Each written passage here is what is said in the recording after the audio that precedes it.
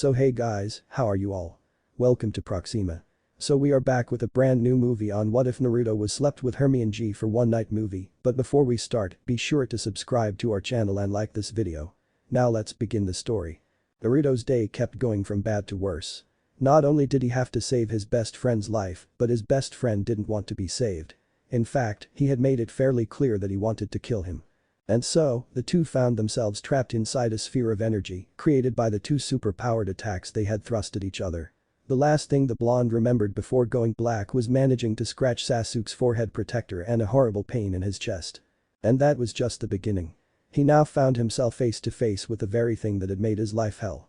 And what was worse was that, for once in the few times he had met it, the fox was looking at him, not with hate, not with disgust, but with pity. Oh, how he hated when people pitied him. It was worse than being ignored, worse than being openly hated. To him, pity was like saying, I have it better than you, and I'm sorry for it.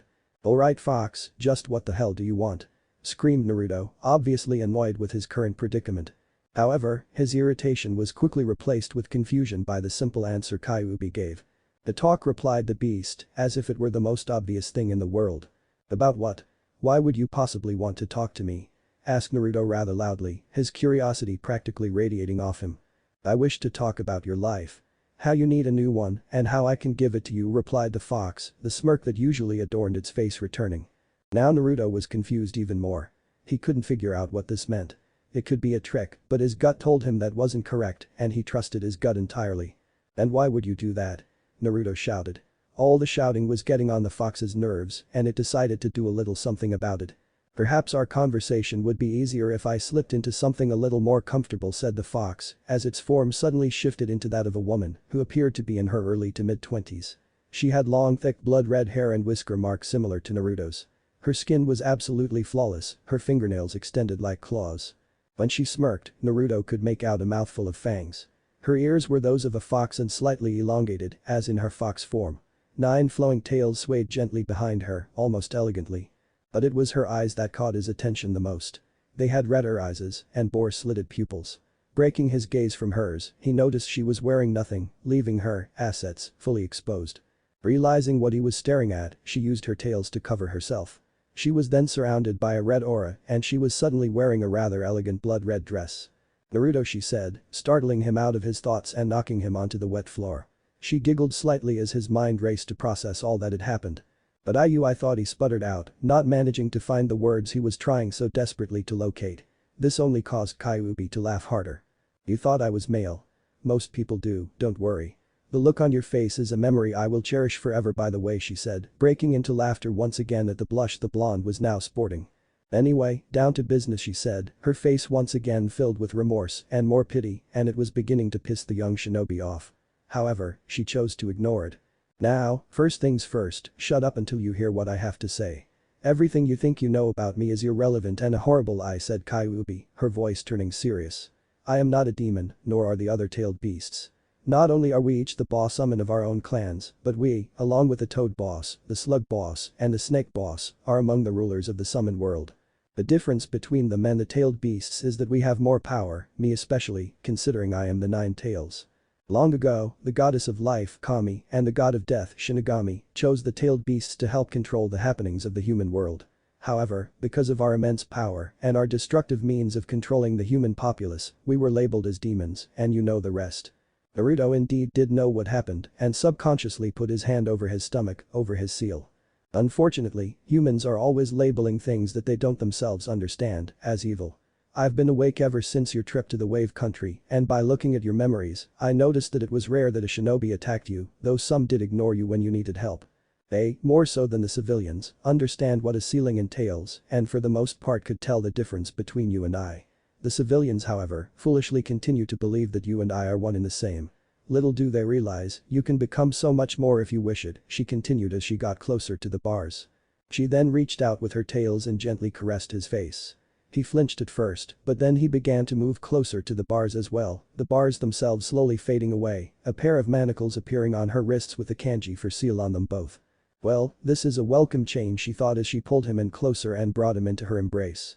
He once again momentarily flinched at the contact, sparking anger in Kyuubi, who swore to Shinigami himself that before she enacted the final stage of her plan, she would destroy the leaf for all they'd done, except for those whom Naruto deemed worthy of being spared. Pulling away from the hug, Naruto became wary once again. He couldn't quite grasp the fact that the Kyuubi of all beings was not only being nice to him, but was hugging him as well. It was too good to be true. Why are you telling me this? Even if you're not the evil, demented fox demon people say you are, why would you tell me, let alone say outright that you want to help improve my life? He asked, a myriad of emotions flashing across his face, ranging from confusion to doubt and in the end, fear. You want out. You want me to break the seal so you can escape. I refuse, said Naruto, turning his back on Kyuubi. She noticed though that the bars on her cage did not replace themselves. This gave her some hope and satisfaction, as this meant that even if he denied it, he believed her at some subconscious level. No, she said. Naruto, I have seen your life, your very memories. You have been beaten, actually tortured, and attempts have been made on your life so many times it is physically impossible to count them all. She once again pulled Naruto into a hug, this time wrapping her tails around the both of them. That's exactly why I attempted to destroy the village. It has become corrupted by its own power and prosperity. They themselves have become horrible monsters, more horrible than what they make us out to be. Those who are willing to take the life of a young one do not deserve life themselves. There is still some good there, as I have seen through your memories, and anyone you deem worthy I would spare, but let me take control and finish my job. Then let me take you away from that place. Call it a mother requesting something of her child. At this, Naruto quickly was brought out of his thoughts. Mother, what do you mean by mother? He asked, getting in response only a small smile and a tighter hug. I mean exactly what I said.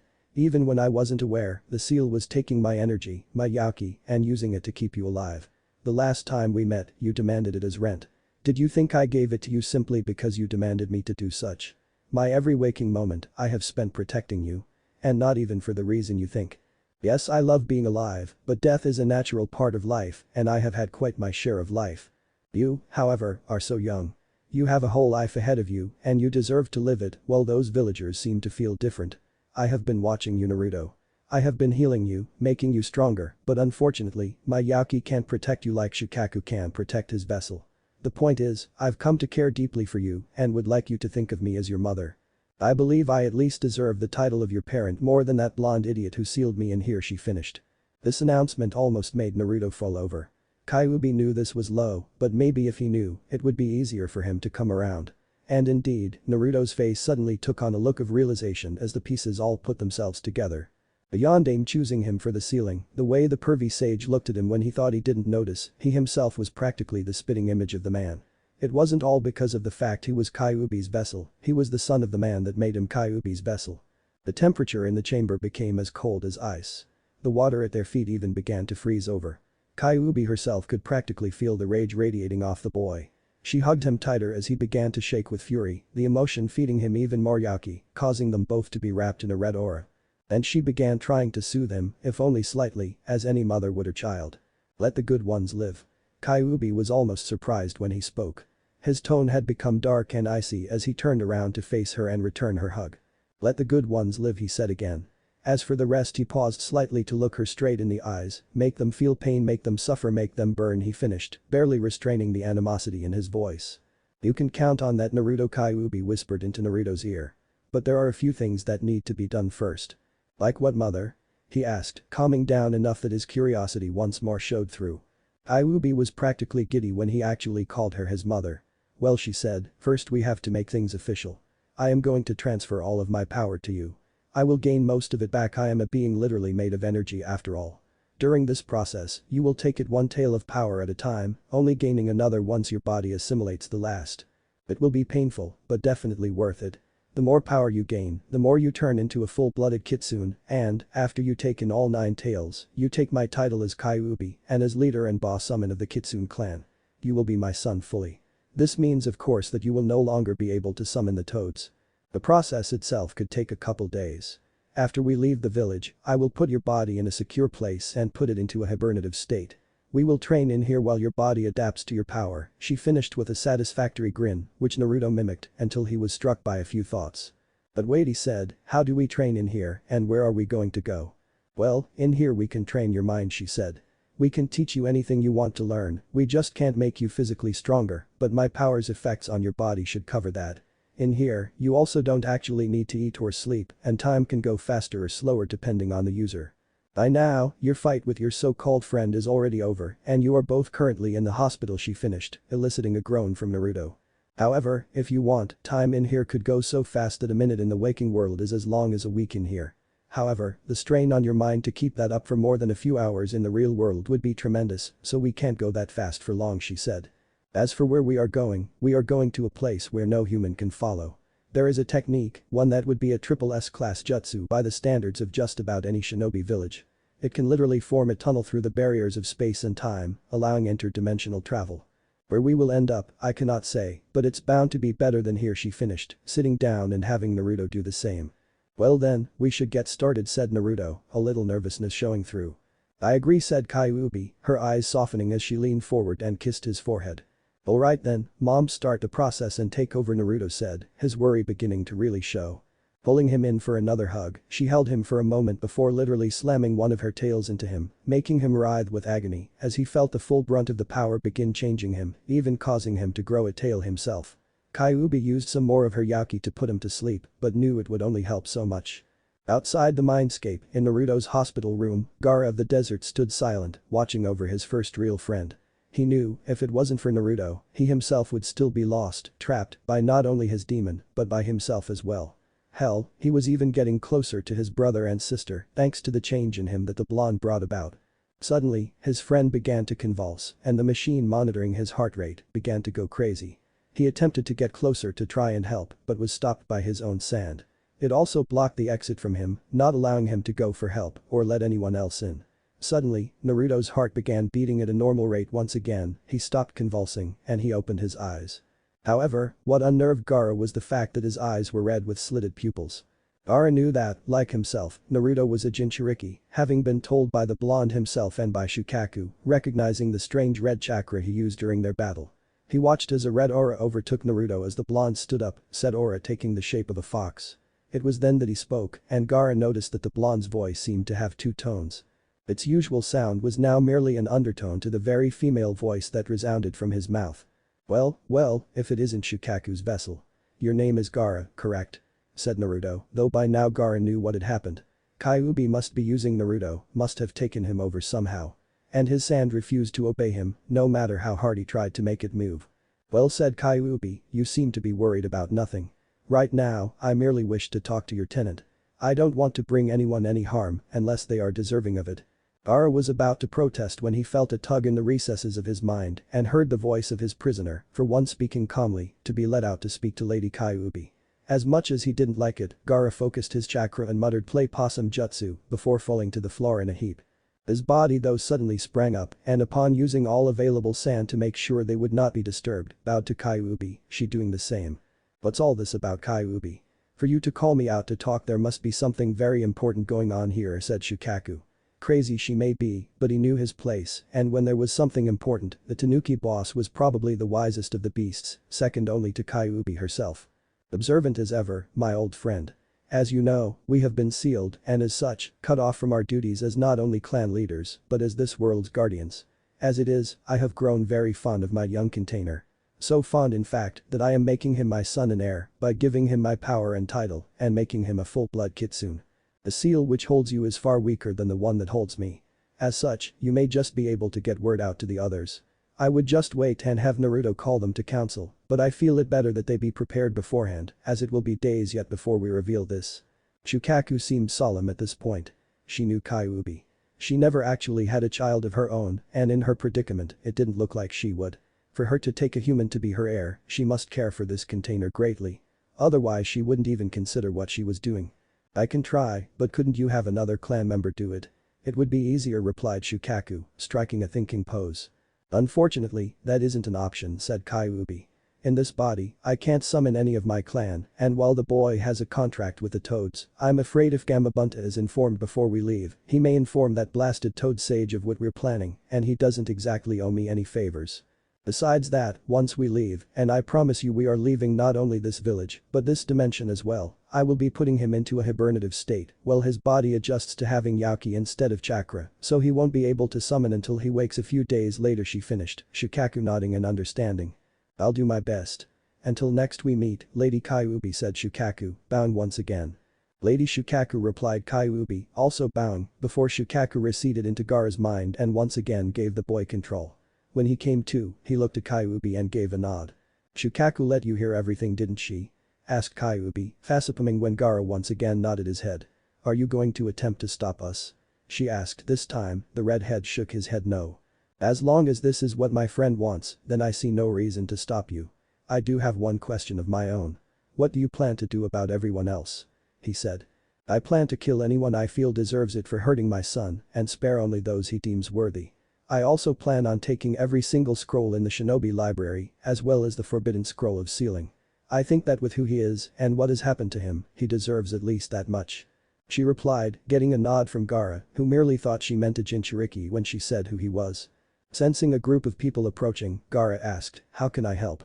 Upon feeling the surge in Kyuubi's energy, a group consisting of Tsunade, Shizune, Kakashi and finally Jiraiya were on their way to the hospital to check on the blonde.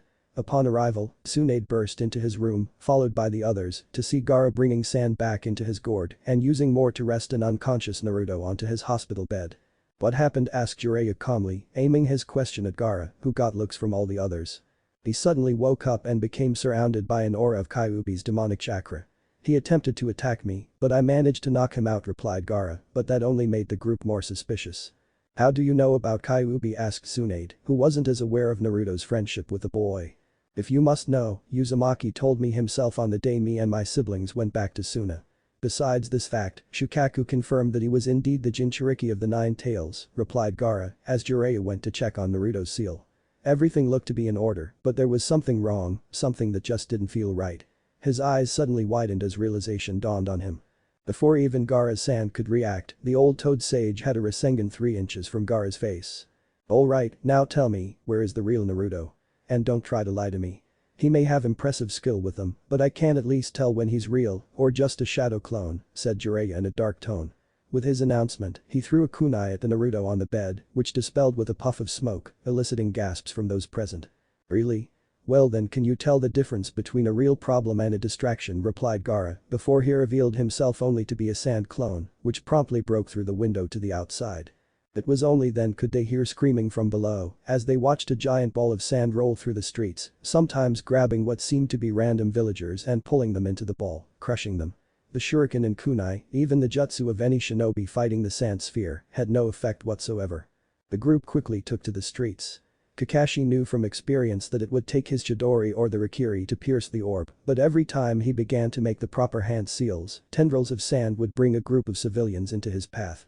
Soon, the other sand siblings were joining the fray, trying to stop their brother, thinking maybe Shukaku had gained control. After what seemed like an hour in the slaughterhouse, a hole formed in the ball allowing out both Gaara and Naruto. What in the hell are you both doing? Shouted Tsunade. Naruto proceeded to laugh. But something was wrong. His laugh was different, and besides his voice, there was another one that resonated from his mouth. A female voice. Unfortunately, it seems you found out anyway. Well, Lady Tsunade of the Senju clan. I must say, Kitsuyu spoke very highly of you when I would see her. This statement sent Tsunade reeling, not knowing what was going on fully, but she had a pretty good idea. Let's test the might of the great Lady Tsunade against the power of the queen of the Kitsune clans, the Kyuubi no Kitsune, finished Naruto. Just what do you want? Asked Tsunade, though she knew she wouldn't like the answer.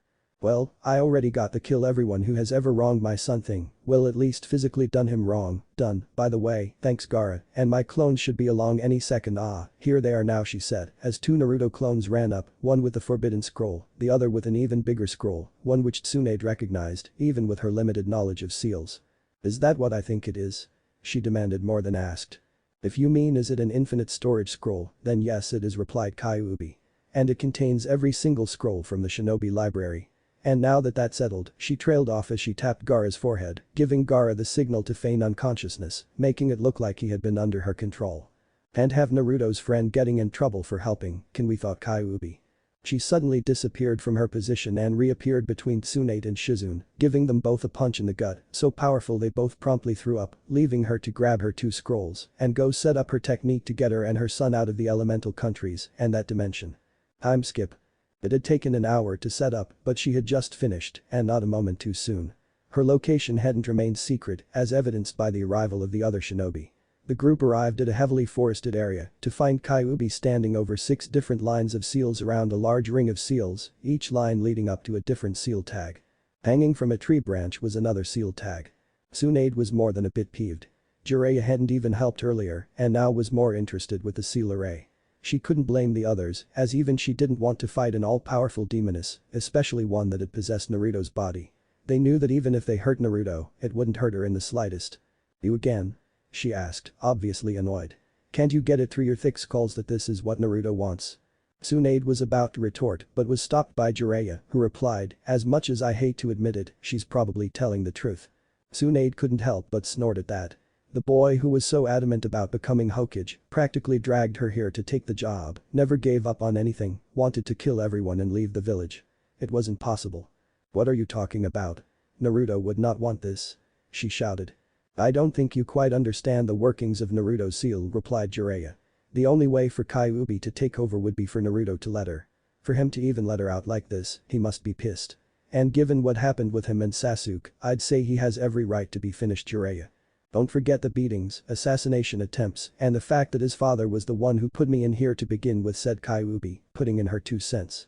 However, the only thing Tsunade heard was the whole son of the Yondaime thing. Turning to Jiraiya, with a look that promised pain like never before, she managed to get out, "Jiraiya, did you know about this?" He didn't need to answer however, as his face told her everything she needed to know. "You knew that he was Minato's son. You told me he was dead." She practically screamed, causing Jiraiya to back away slowly, frightened at what the angry Sannin could do to him, more frightened than he was of Kyuubi. "Well, you two seem to be having a moment, so I'll just be taking Naruto and leaving," said Kyuubi, building up a large amount on Naruto's chakra and her Yauki in her hand, finally slamming it into the seal ring. The seals all began to glow with a bright light, which traveled down the lines of seals to the 6 tags. As the light hit the tags, it shot 6 beams of light which connected with the seal tag hanging from the tree. It spread a field of light, forming a 6-sided pyramid around her. The pyramid spread out into a giant cylinder of light that shot into the sky. As the light receded, the group's hopes of following him were dashed, as the seals on the ground were destroyed, and the seal tags all burst into flames and turned to ash. Naruto woke with a start to find himself in a rather soft bed. While he knew he wasn't in Konoha anymore, he could still make out the telltale signs of being in a hospital. He looked around and saw that the room was made of stone, as if he was in some type of castle or fortress. "Well, hello there. Good morning. You've been asleep for 3 days, I was beginning to wonder if you would wake up." Naruto whipped his head around to find an odd-looking old man sitting in a chair next to his bed. The man had a long white beard as a match for long white hair. He wore a pair of glasses that looked to be in the shape of a half moon. But what really struck Naruto as odd was his choice of attire. The man was wearing long flowing midnight blue robes that seemed to twinkle in places as though it were the night sky covered in stars. The old man also seemed to give off an aura that Naruto liked a great deal. It reminded him of old man Tsurutobi. There was one problem however. Naruto couldn't understand a word the man was saying. "I'm afraid I don't know what you're trying to say," said Naruto. Though perfectly understandable to him, all Dumbledore could hear was a string of an odd dialect that sounded curiously like Japanese. He could make out several words, but he had to be sure. Taking his wand from his robes, he touched the tip to Naruto's throat, much to the young man's annoyance, and muttered a spell under his breath. The tip of his wand glowed for a moment before he removed it from Naruto's throat and replaced it onto his own. "Is this any better?" he said. This time, Naruto could understand him perfectly. "Yes, as a matter of fact, that's much better," said Naruto, sighing in relief that he now knew what the man was saying. "Well then, now that we've broken the language barrier, I think some introductions are in order," said the man, indicating for Naruto to introduce himself. "My name is Naruto Uzumaki. How I came to be here is a story that I'm not sure you'll believe, but for now I'll just say that I'm a former shinobi of the Hidden Leaf Village," said Naruto. "Well, I would very much like to hear your story, but I believe it is my turn to introduce myself. My name is Albus Dumbledore, headmaster of Hogwarts School of Witchcraft and Wizardry." Naruto looked at him oddly for a moment before shrugging. "Not the weirdest thing I've ever heard. And trust me, I've seen and heard some weird things," replied Naruto, gaining a small chuckle from Dumbledore. Naruto noticed a twinkle in the man's eye and was once again reminded of the third Hokage.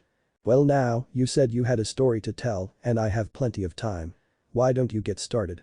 And so Naruto told his tale, how he became a ninja, the mission to Wave, the Chunin exams, the mission to Snow Country, and about the Sasuke retrieval mission, and finally about his deal with Kyuubi.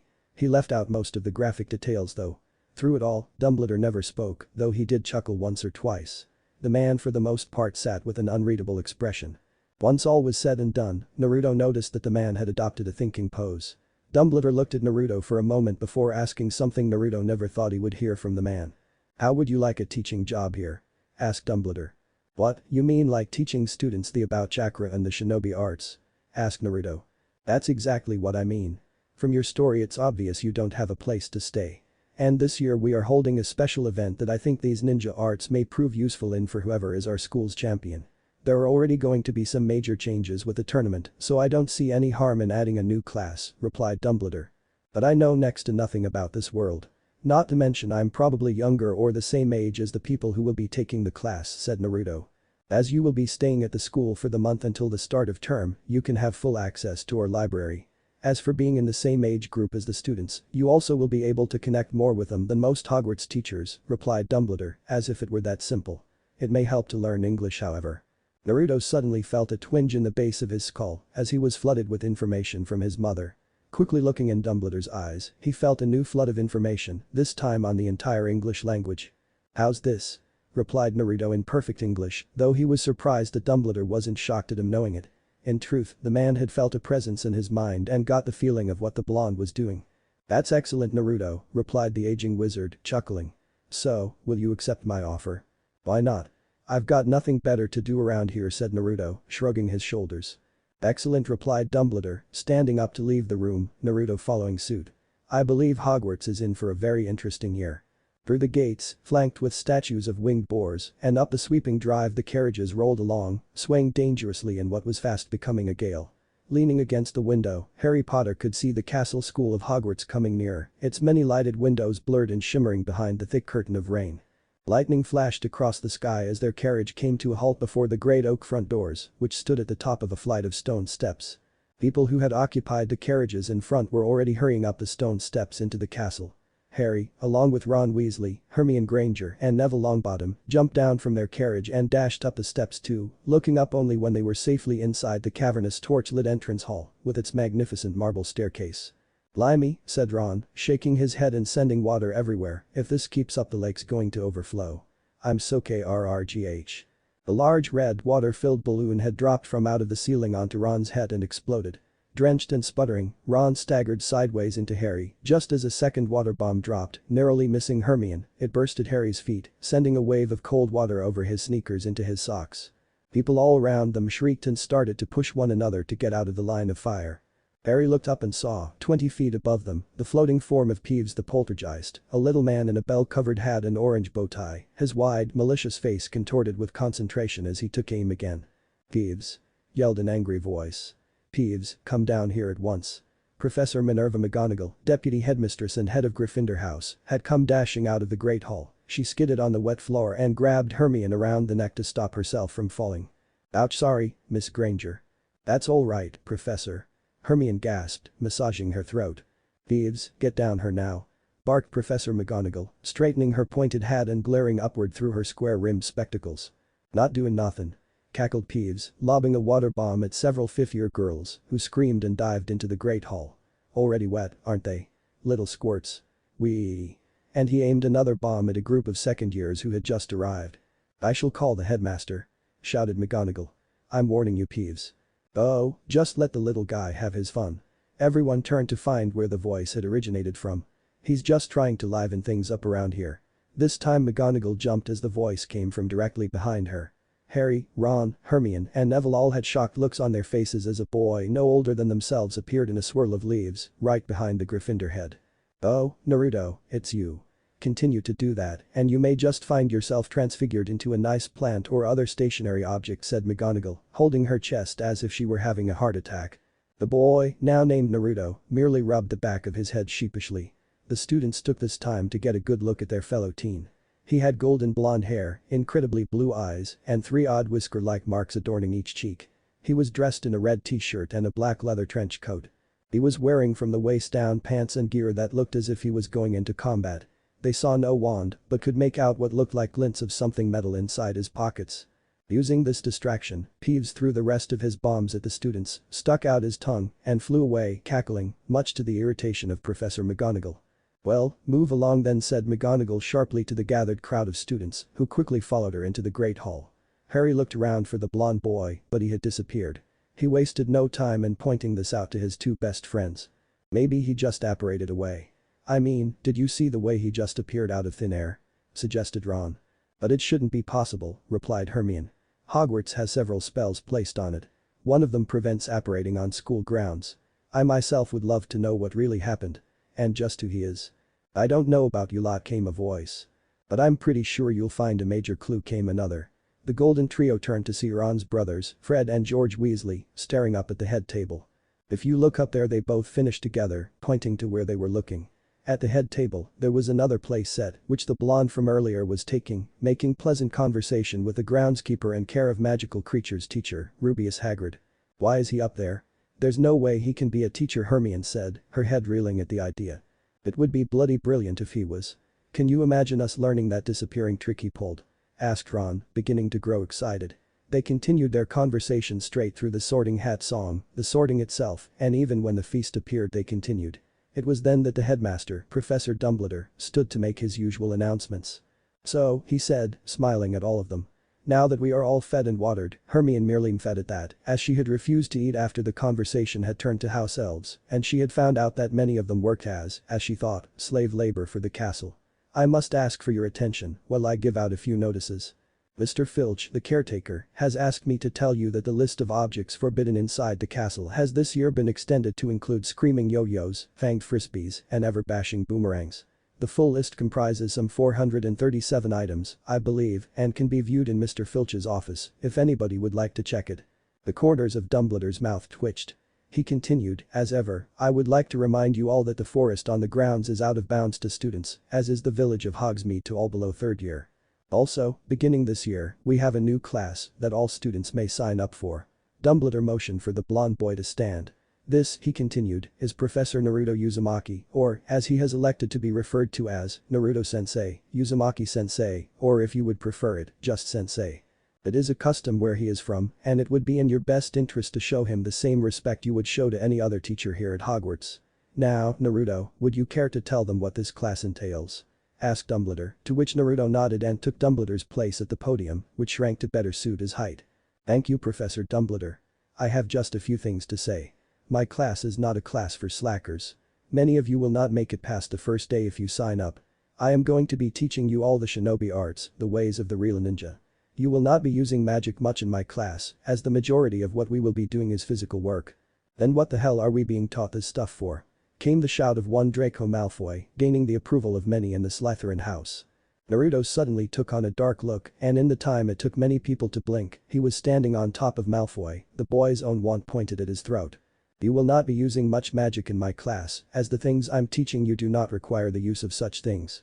If I had any magical ability, I could have ended your life. I could have done it anyway." He helped the boy up and twirled his wand between his fingers, continuing, "This wand is a crutch. Without it, you are nothing. The use of magic has made many of you weak, whereas I could take out each and every person in this room before they could even reach their wand." So with that, he once again transported himself back up to the podium. "Anyone wishing to take my class needs only sign his or her name on the scroll you will each find waiting in your common rooms. Does anyone have any questions?" Nobody raised their hands, but Naruto did hear whispering from all of the students, as well as a distinct wicket from the Weasley twins. "Good," he finished, throwing Malfoy's wand back to the boy, stabbing a tip first into the boy's meal, dead center of the plate. He then went back to his seat. Everyone was silent until the sound of Dumbledore's applause entered their ears. Suddenly, all but the Slytherin table burst into applause as well. "Well," said Dumbledore, smiling from ear to ear, "I hope many of you will join this class. If my bones weren't so old, I believe I myself would. Now, unfortunately, it is also my painful duty to inform you that the Inter-House Quidditch Cup will not take place this year." "What?" gasped Harry. He looked toward Fred and George, the Gryffindor beaters, who were apparently having similar thoughts. Dumbledore went on. "This is due to an event that will be starting in October and continuing throughout the school year, taking up much of the teacher's time and energy, but I am sure you will all enjoy it immensely. I have great pleasure in announcing that this year at Hogwarts. But at that moment, there was a deafening rumble of thunder and the doors of the great hall banged open. A man stood in the doorway, leaning upon a long staff, shrouded in a black traveling cloak. Every head in the great hall swiveled toward the stranger, suddenly brightly illuminated by a fork of lightning that flashed across the ceiling. He lowered his hood, shook out a long mane of grizzled hair, and then began to walk up toward the teacher's table. A dull clunk sound echoed through the hall on his every other step. He reached the end of the top table, turned right, and limped heavily toward Dumbledore. Another flash of lightning lit the hall, and Hermione gasped in shock. The lightning had thrown the man's face into sharp relief, and it was a face unlike any Harry had ever seen. It looked as though it had been carved out of weathered wood by someone who had only the vaguest idea of what human faces are supposed to look like and had no skill whatsoever with a chisel. Every inch of skin seemed to be scarred. The mouth looked like a diagonal gash, and a large chunk of the nose was missing. But it was the man's eyes that made him frightening. One of them was small, dark, and beady. The other was large, round as a coin, and a vivid electric blue. The blue eye was moving ceaselessly, without blinking, and was rolling up, down, and from side to side, quite independently of the normal eye. And then it rolled all the way back, as if it found something interesting inside the man's head. The stranger reached Dumbledore. He stretched out a hand that was as badly scarred as his face, and Dumbledore shook it, muttering words Harry couldn't hear. He seemed to be making some inquiry of the stranger, who shook his head unsmilingly and replied in an undertone. Dumbledore nodded and gestured the man to the empty seat at his right-hand side. "May I introduce our newest defense against the dark arts teacher?" said Dumbledore, brightly into the silence. "Professor Moody." "Moody?" Harry muttered to Ron. "Mad-Eye Moody. The one your dad went to help this morning." "Must be," said Ron in a low, odd voice. "What happened to him?" Hermione whispered. "What happened to his face?" "No," Ron whispered back, watching the two new teachers with utter fascination. "As I was saying," said Dumbledore, smiling at the sea of students before him, all of whom were still gazing transfixed like Ron at the two new Hogwarts teachers, "we are to have the honor of hosting a legendary event. The Triwizard Tournament." "You're joking," said Fred Weasley loudly. The tension that had filled the hall ever since Moody's arrival suddenly broke. Nearly everyone laughed, and Dumbledore chuckled appreciatively. "I am not joking, Mr. Weasley," he said, "though now that you mention it, I did hear an excellent one over the summer about a troll, a hag, and a leprechaun who all go into a bar." Professor McGonagall cleared her throat loudly. But maybe this is not the time." "No," said Dumbledore, "where was I? I still don't see how he can be a teacher. He's no older than the rest of us," said Hermione in a huff. "Look, Hermione, did you see what he did last night?" "If Dumbledore hired him to teach, there has to be some reason," replied Harry. "Well, I still don't." Hermione never finished the sentence as she saw several others leaving the floor, heading away from the direction of Naruto's classroom. "Where's everyone going?" asked Harry. "There's a note posted to his door," said Neville. "We're supposed to go out by the Black Lake." The Golden Trio merely looked at one another before joining Neville on his way. "Would you take this class, Neville?" asked Ron.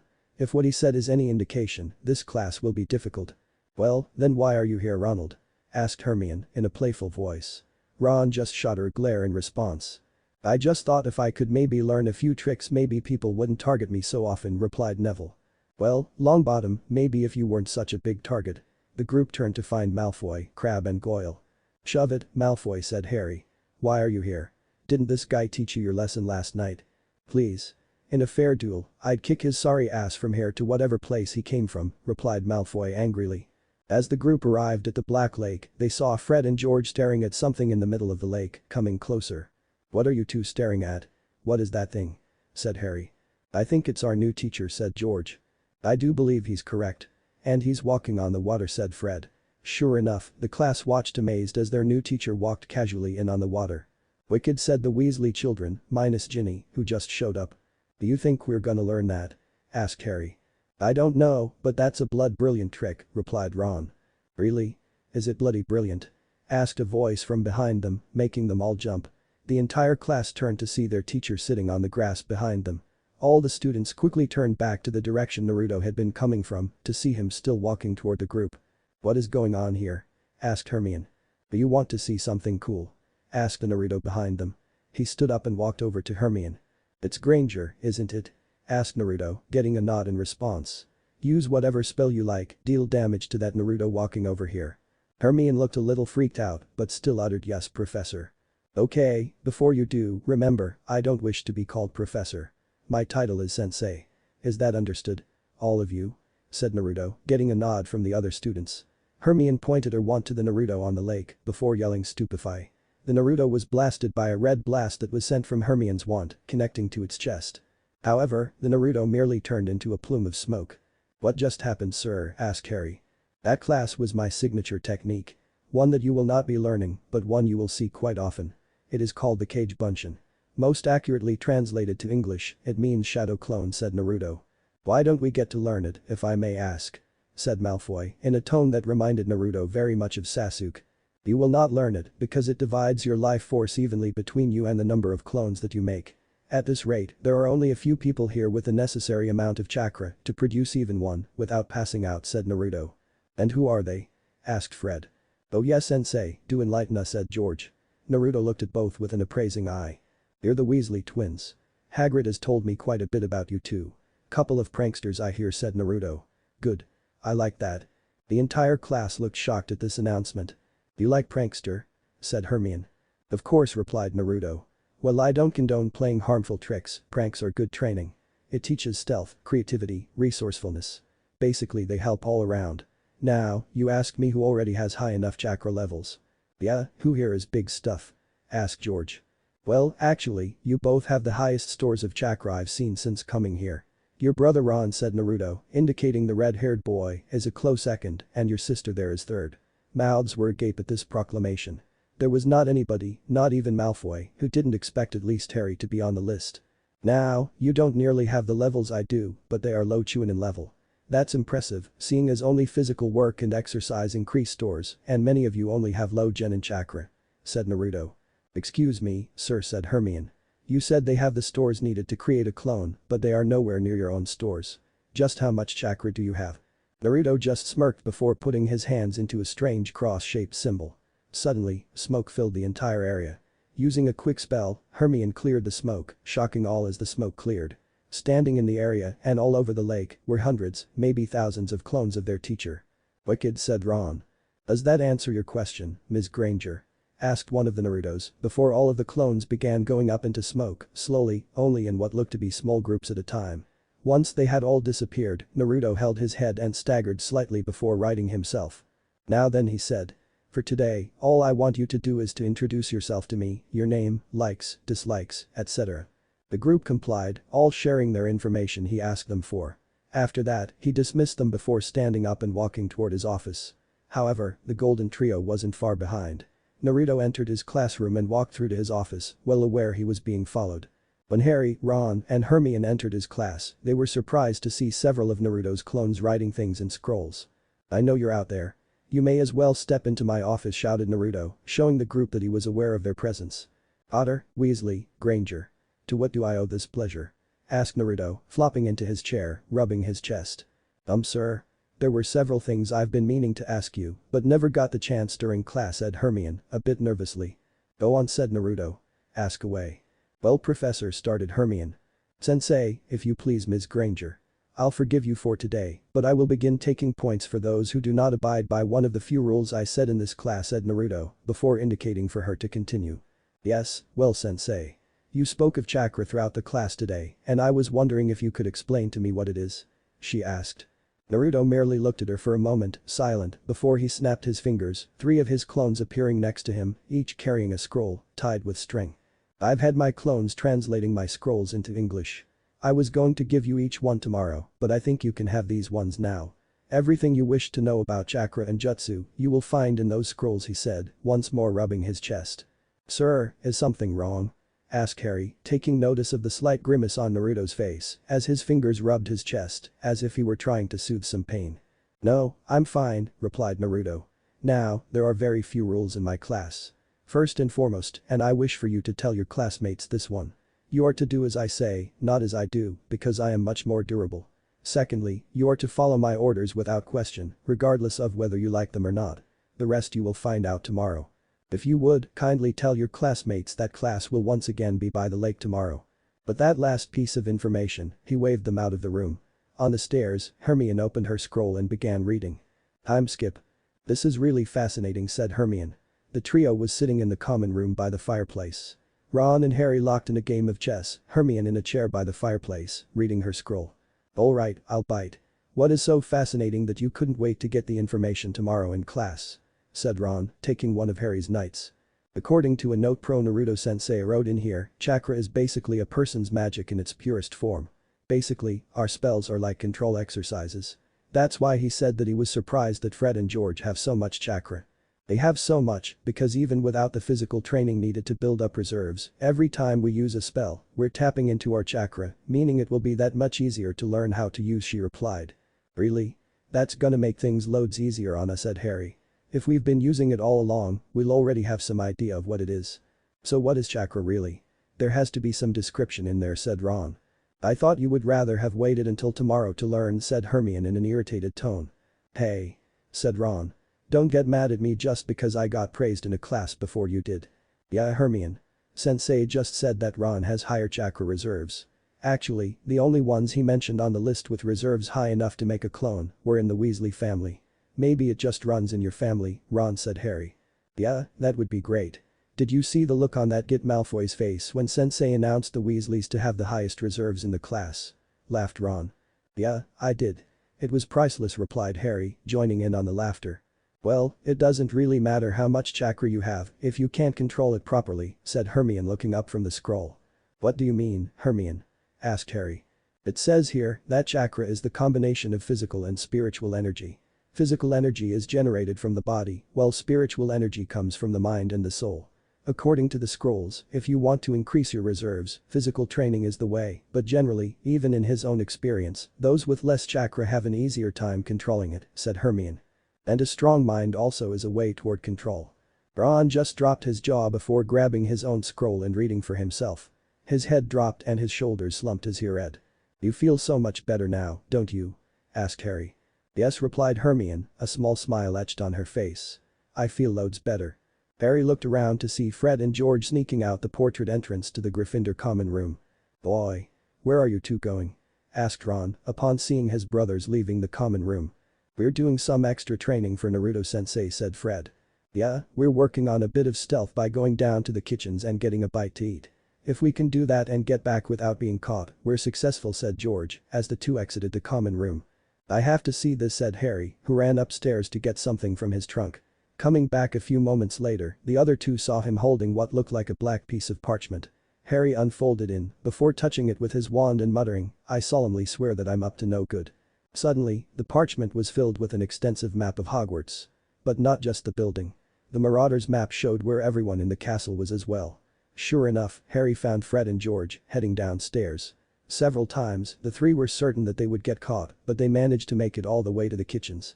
Inside the kitchens, it showed dozens and dozens of names. However, they only showed first names. As it turned out, the map showed that the kitchen was indeed full of house elves. Fred and George stayed for only a second before leaving. Once more, there were several close calls, but they managed to get back to the common room unscathed. Enjoy the show? Said George, food filling his arms. We also do birthdays and weddings, don't we, George? Said Fred, also with his arms full of food. The Gryffindors dug into the food, praising Fred and George for their job well done. Well, all except for Hermione. Not only was she angry that they had left the common room at night, but the fact that the food was gotten from the elves. It didn't stop her from eating, however, as she had earlier that day abandoned her hunger strike. So, what do you lot think of the new teachers? Asked George. Well, we haven't had Moody yet, but from what I hear, he's a little batty, said Harry. Batty he may be, said Fred. But he's a great teacher, finished George. What about Naruto sensei? Asked Ron. He's great from what I've seen.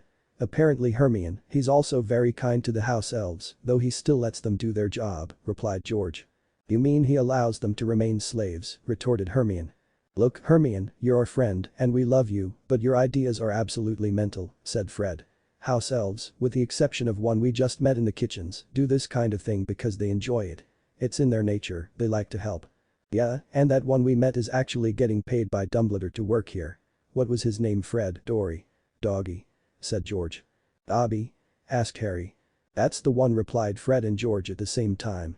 Apparently when Naruto-sensei needs to talk to someone, he either goes to visit Hagrid, said Fred. Or to the kitchens to talk with the house elves, finished George. Did Dobby say anything interesting regarding Naruto-sensei? Asked Harry. Yeah, he may have mentioned something, said Fred. What did he say? Asked Ron. Well, if what he says is true, Naruto-sensei has got some battle scars that make your forehead look like a beauty mark, said George, pointing to Harry's lightning bolt-shaped scar. According to Dobby, he's seen one that's over his chest, right by his heart, said Fred. Real big one. He tried to use his hands to show how big Dobby had described it to them. That's probably why he was rubbing his chest earlier. It probably gives him pain, said Harry. Oh, that ain't the half of it, mate, said Fred. What do you mean? Asked Hermione. Well, said George, according to the little guy, the scar, big as it is, looks like he was impaled because according to Dobby, there is a matching scar on his back, meaning something went in. And came out the other side, finished Harry. Hermione just gasped and put her hand over her mouth. Well, you heard what he told the three of us in his office, said Ron. What's that? Asked Fred. He said, do as I say, not as I do, because I'm much more durable. Well, if he could survive being impaled like that, I'm ready to believe, said Harry, as the group looked out the window to see Naruto-sensei on the lake, fighting what looked like an army of clones. Their sight was a little obscured by all the smoke from the clones being beaten and dispelled, but it was still a sight to see. I have a feeling this year will just keep getting more and more interesting, said Harry. Now, you've all gained some basic knowledge on what chakra is, said Naruto, his back to the class. However, before you can start learning that, I have to weed out those that will not survive this class. Naruto smirked at the murmurs behind him, knowing that several students were unnerved about what he would be doing to decide who would go and who could stay. Already knowing what he was going to do, he pulled out a bag, the names of each student in the class written on small pieces of parchment. You will each be divided into teams of 3, he continued, once more garnering the attention of the young witches and wizards. As he thought about it, he mentally laughed at calling them young, as he was roughly the same age as most of this particular class. But he said, making sure they clearly understood he was throwing a wrench into the gears, so to speak.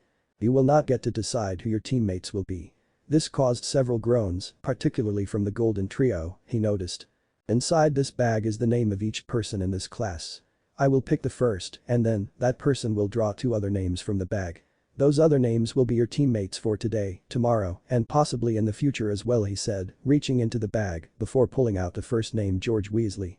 Strolling up, George reached into the bag before swirling his hand around to make sure he picked randomly.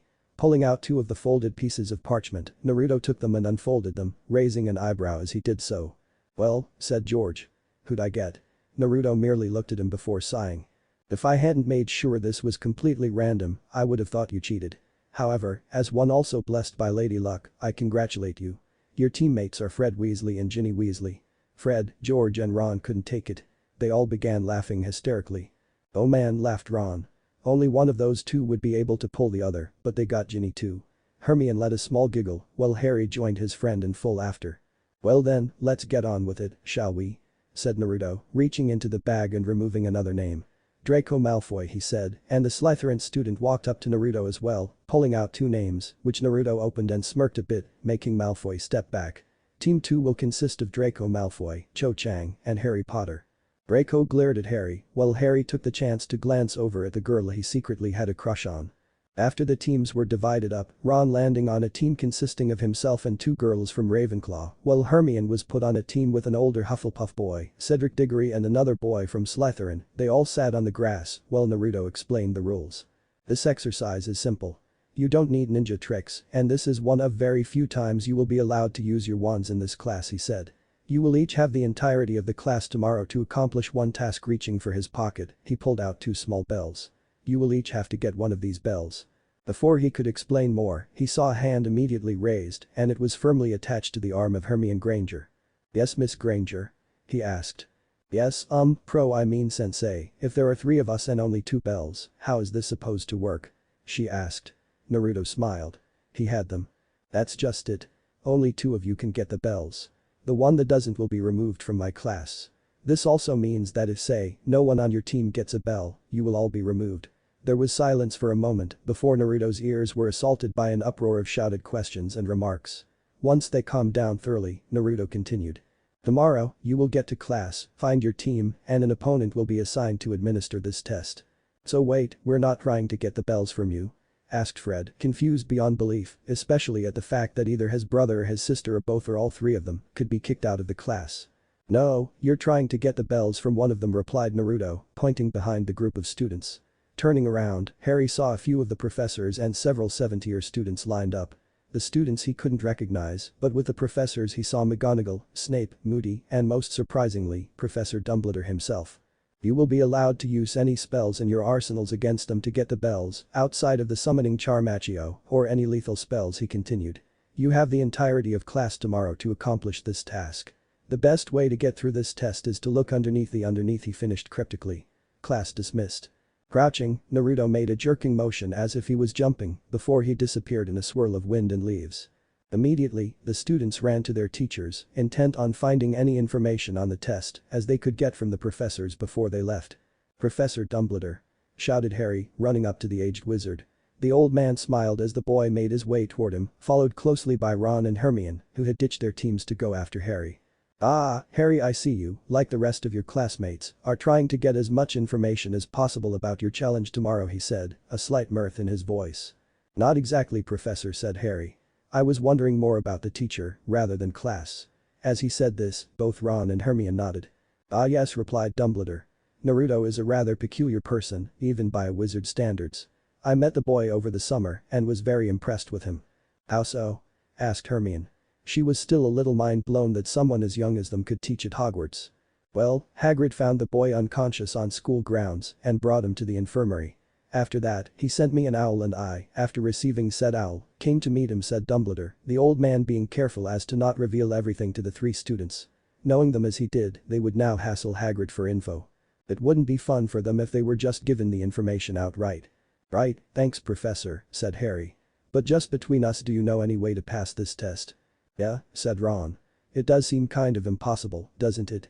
Even the 7th years will be hard, but putting us up against teachers. You may be old, no offense sir, but you yourself could probably wipe the floor with the entirety of this class at the same time." "No offense taken, Mr. Weasley," said Dumbledore, chuckling a bit at the red-haired boy's bluntness. "I will tell you only what you already know. Your best chance of passing is to look underneath," said Dumbledore, before turning and beginning to walk away. "Yes sir, but what exactly does that mean?" asked Hermione, frantically trying to process everything that was going on. Dumbledore just looked over his shoulder at them. "I trust the three of you out of everyone here can figure that one out," he said, winking, before continuing on his way back to the castle. "Well, that got us nothing," said Ron. "Not exactly," replied Harry. "It seems as though Naruto-sensei is on good terms with Hagrid. Let's go pay him a visit." With that, he was off, the other two following closely behind. Not much was said between the small group as they made their way across the grounds toward Hagrid's hut. Reaching Hagrid's home, they saw him sitting on the stairs outside of his door, reading. More than likely about some odd magical creature for an upcoming class. Looking up, the mammoth of a man smiled wide at the trio. "LU3," he said. "I was wondering when you lot would pay me a visit." He got up from his sitting position, and the three had to look up in order to look at his face. "Hi Hagrid," said Harry. "Sorry, can't exactly call this a social visit." Hagrid just smirked a bit. "And how often is it ever?" he said, down close so they could hear his whisper. He chuckled, standing back up. "Come inside. I'll make you a cup o' tea." Following the huge man, Harry, Ron, and Hermione entered the hut, sitting themselves down. "So," said Hagrid. "What do you lot want?" he asked. "We were wondering if you could maybe help us understand Naruto-sensei," said Hermione, choosing her words carefully. Hagrid's entire face seemed to light up. "Oh, Naruto. Oh, that boy is really something," said Hagrid, pouring tea into 4 huge cups. "Could you tell us a bit about him?" said Harry. "Well, I actually found him. I was down by the lake and this boy falls from the sky," said Hagrid, giving the tea to each member of the trio. "Fell from the sky?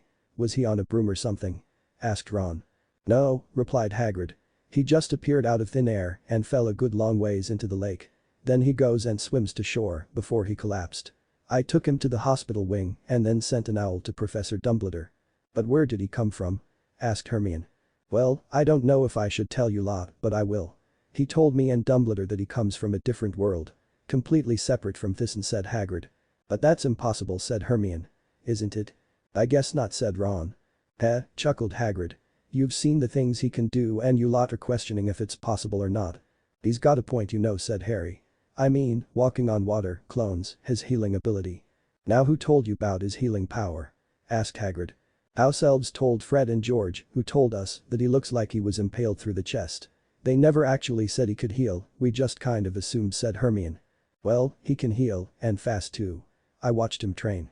Nearly had an arm taken off by one o' his clones. Healed right up in a matter o' seconds," said Hagrid. "Hagrid," said Hermione. He said what he was doing were ninja arts. But he doesn't seem like any ninja I've ever heard of in legend and folklore. Well, I was rather skeptical about that myself, said the giant man, taking a sip of his tea. But I figure, he comes from a different world, they probably do things a bit different there. If he's a ninja, has he ever killed anybody? Asked Ron. Not that I know of, replied Hagrid. But I imagine something like that'd be kept to himself. Would you blame him? I'm pretty sure Professor Moody probably has a few deaths under his belt himself. The trio looked solemn before turning to a different subject, deciding instead to use this visit to have a nice discussion with their friend rather than monopolize the time talking about someone else. It wasn't long however before time reared its ugly head and the three needed to head to their respective classes. Harry and Ron heading to divination while Hermione went to ancient runes. They wouldn't meet up again until the end of the day, back in the common room. What could it mean? Said Hermione, half frantic. What's that, Hermione? Asked Harry. The girl was practically ready to rip her hair out. I've been trying to figure out the meaning behind what Naruto-sensei told us. About looking underneath the underneath, she said. And I have absolutely no idea what it means. If you ask us, it sounds like complete gibberish, said Fred, who walked up, George and Ginny at his sides. I agree. So what are you three up to? Said Ron. Coming up with a plan of attack for tomorrow, said George. Yes, said Fred, finishing his brother's thought. But it'd be easier if we knew who our examiner was so we could plan accordingly. So, if you get the bells, who's gonna stay and who gets out of the class? Asked Harry. Right now, we're just going to all work together to get the bells. We haven't decided yet who's going to get them, said Ginny. Wish I could say the same, said Harry. All I know is that I'm going to make sure that Malfoy doesn't get a bell. That's the spirit, said Fred. Speaking of the class, we should all probably turn in. We all have Naruto-sensei's class first thing tomorrow, said George. Good night all. And on that note, he and his brother left. I don't envy them. Being all family, it's gonna be hard to work against each other. Who stays and who goes, said Ron. Well, still, maybe working together wouldn't be a bad plan. Worry about the main task before dividing the spoils, said Harry. But Harry, there are only 2 bells for a reason. Naruto-sensei said specifically that this was a test to weed out the weak, not for them to piggyback the other 2 teammates. For now, we should all worry about getting the bells ourselves, said Hermione, opting to go to bed as well. Outside the window to the Gryffindor Tower, Naruto listened to the conversation, just sighing before disappearing into the night. The next day found Harry and his team meeting up, much to his displeasure, to receive their examiner. Already, both Ron's team and Hermione's had been given one. The Weasley twins as well as their sister were given Professor Snape, which brought out mixed feelings from Harry. Pity at the fact that they had to deal with the potions master and head of Slytherin House, and relief that Harry himself did not. Ron and his team were opposed by Professor McGonagall, while Hermione and her teammates were confronted by a 7th-year Ravenclaw student. Alright you three, said a voice from behind Harry. You're all with me. Turning around, Harry spotted Mad Eye Moody and found he was silently wishing for Snape at this point. At least Snape wasn't mad as a hatter. Harry also didn't feel comfortable around the man after his first class with him. He displayed in front of the class 3 curses that were meant never to be used. And he had demonstrated them as if they were used every day. You all know the rules, he continued as his larger eye swiveled back into his head and he took a drink of something from a flask on his hip. We'd better get to it. You have 1 hour to complete the test. As soon as he said this, Naruto caused some sort of explosion, drawing attention to him. The blonde shinobi looked at all the teams as well as the examiners before making a few last-minute announcements. This is your day. All of you. This is the day that you either walk away or hold your head high and truly enter this class. The entirety of the grounds, even the castle, is your battlefield. You know the rules. No summoning charms, no lethal spells. My advice to you still stands. Look underneath the underneath. He let his words sink in and saw the fierce determination of several faces and the horrible nervousness of others. The test begins now. The signal was given and instantly, the charms started flying. Expelliarmus, shouted Harry, pointing his wand at Moody, but a flick of the man's own wand caused the spell to nullify. Pointing his wand out toward his group, Harry could see that Moody indeed was going to be quite serious about this test. Incendio, cried the man, sending a wave of flames out, igniting the grass in front of the 3 teens, forcing them to retreat, hiding behind several trees on the edge of the forest. Moody smirked and walked toward the forest himself, his eye whirling back and forth, easily spotting each one of the students. Pointing to one of the trees, he gave a shout at his spell. Evanesco. The tree instantly began to fade before vanishing completely, leaving Cho completely exposed. Before she could move, Moody cried out Incarcerus. Cho was suddenly knocked to the ground, tied up in ropes, rendering her immobile. Keeping his wand trained on her, Moody then lifted the poor girl up high into the air. Moving his wand as though conducting a symphony, Moody caused Cho to float and fly around in such a manner that it was beginning to make the girl feel sick to her stomach. Peeking out from behind a tree of his own, Malfoy waved his wand, but before he could cast his spell, Moody had turned and shouted a spell of his own. Obscuro. He shouted, forming a blindfold over Draco's eyes, causing him to lose aim in his surprise and inability to see. Shouting his Expelliarmus spell in his surprise, it blasted Harry, who had run out to help Cho in Moody's distraction, blowing him back, as well as his wand. Luckily, it wasn't sent flying far, and Harry quickly grabbed it and ran for cover once again. Ripping the blindfold off, Malfoy again pointed his wand, and this time was successful in casting a spell. With a cry of Serpensortia, a particularly large snake shot out, and upon looking, Harry found it to be a fair bit larger than the one used against him in second year during the boys' duel. But Draco wasn't done yet. Flipping his wand to the snake, he gave a shout of Engorgio. Before their eyes, the snake grew in size, approximately to 5 times larger than it was normally. It was easily large enough to swallow Moody. The man merely laughed, however. "Well boy, I must say I'm rather impressed that you would think of combining your 2 spells like that." He flicked his wand and the snake disintegrated, erupting into flames. "But it's gonna take a lot more than that." While the man was distracted with Draco, Harry pointed his wand at Cho. "Effindo," he said, severing the ropes which were binding her, allowing her to follow Harry for cover. As they got farther away, Cho grabbed her arm, claiming it to have been injured. Perfectly logical, as when Moody had become distracted by Malfoy, she had fallen a good 10 feet directly on it. Rolling up her sleeve, much to the girl's chagrin, as it hurt quite a bit, both were able to tell that she had broken her arm during her landing. Pointing his wand toward her broken arm, Harry uttered a quick ferula. This produced a bandage and splint, allowing them to bind her injured arm. "This is a nightmare," said Harry. "There's no way we can get these bells off of him. The man is used to hunt dark wizards for a living. There's no way a single 4th year can take him down."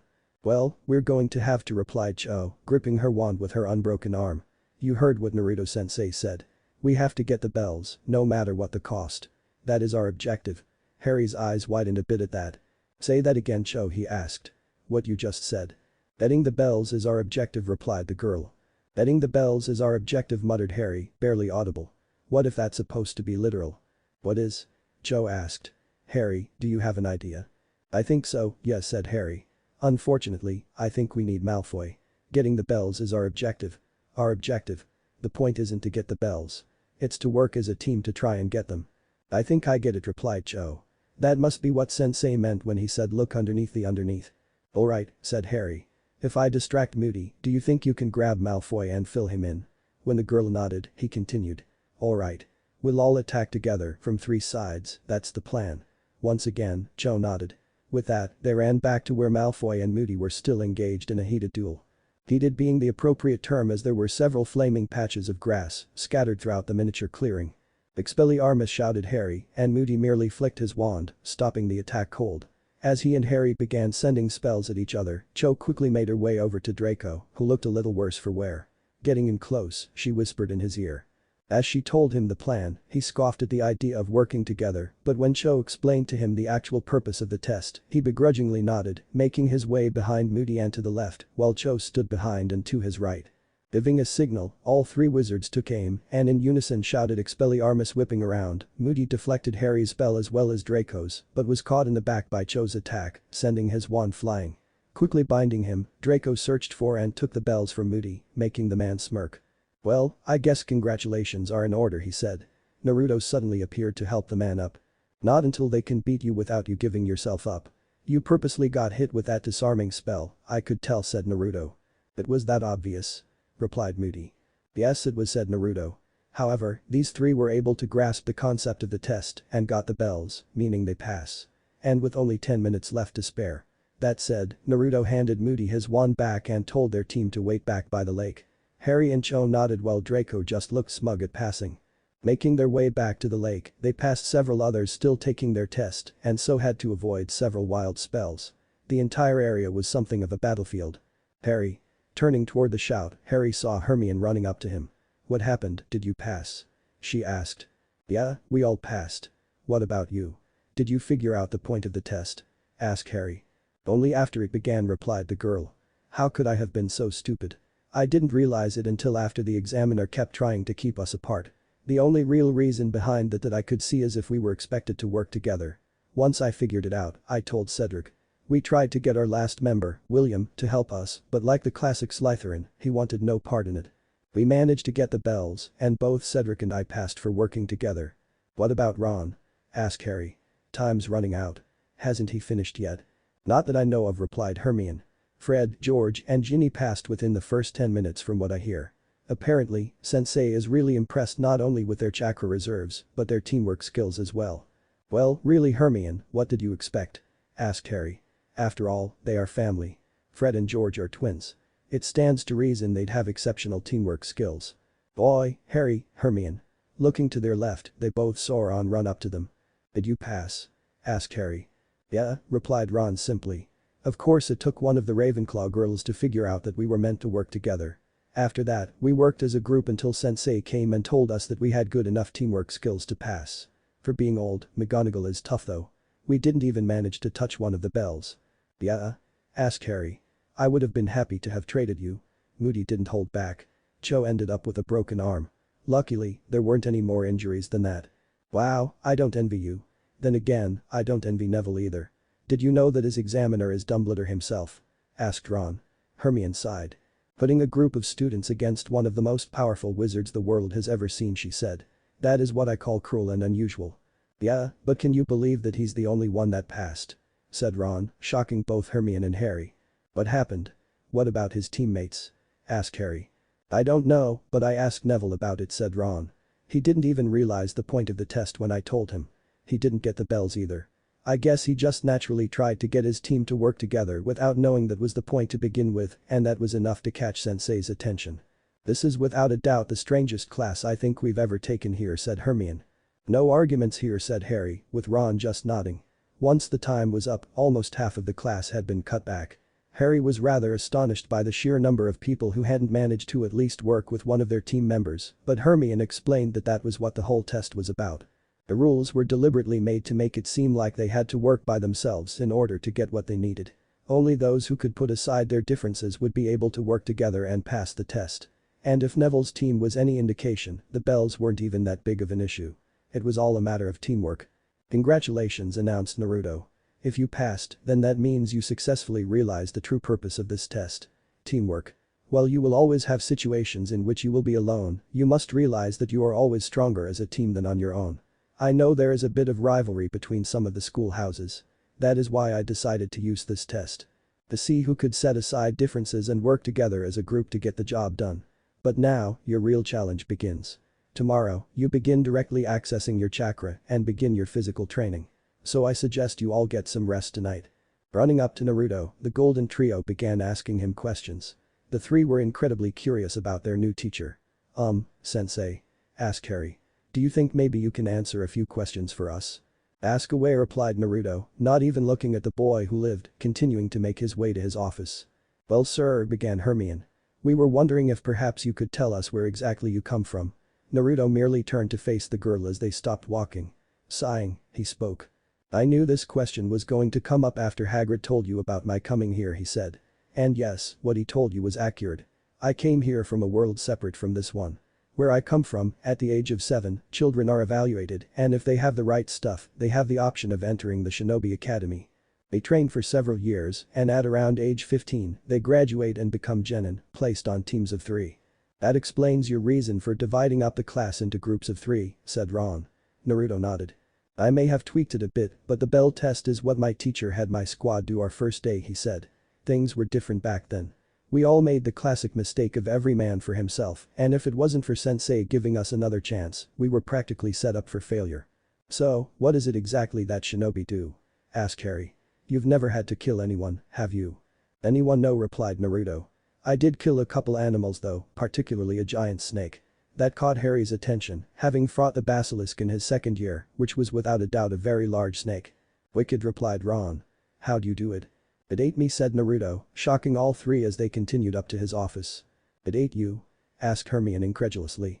Then how are you standing here right now? Well, I said it ate me, it never killed me. While I was inside it, I made a bunch of cage bunchin'. Long story short, I quite literally busted out, said the blonde. Let me get this straight, said Harry. You cloned yourself so many times that the snake burst open from the inside. That about sums it up, yeah, said Naruto. Talk about a bad case of indigestion. And I smelled like snake guts for 3 days. Luckily, I was still able to compete in the rest of the exams, unlike a lot of other genin that couldn't handle the so-called forest of death. He added as an afterthought. Wait a minute, said Hermione. You mean that they sent a bunch of people into a place called the Forest of Death for some examination? Naruto nodded. That's a bit much, isn't it? It sounds horribly barbaric. If I were you, Ms. Granger, I would think long and hard about questioning the way of life of someone different than you, said Naruto, his voice taking on a warning tone. But sir, how could they do that, she asked. I mean, aren't they taking young children and just turning them into killing machines? It's not right. Hermione, just drop it, said Ron, Harry nodding in agreement, but the girl would have none of it. How could anyone subject others, or even themselves, to something like that? She asked. And that was the final straw. Slamming his fist into a wall, Naruto put several spiderweb cracks into it, while at the same time, frightening several of the portraits that lined the halls. That is enough, Granger, he said. 10 points will be taken from Gryffindor, and you will be serving detention with me after your dinner. Harry and Ron backed away, slightly intimidated by the shift in demeanor of their teacher. But sir, that's not fair, protested the girl. Fair to make it a week of detention?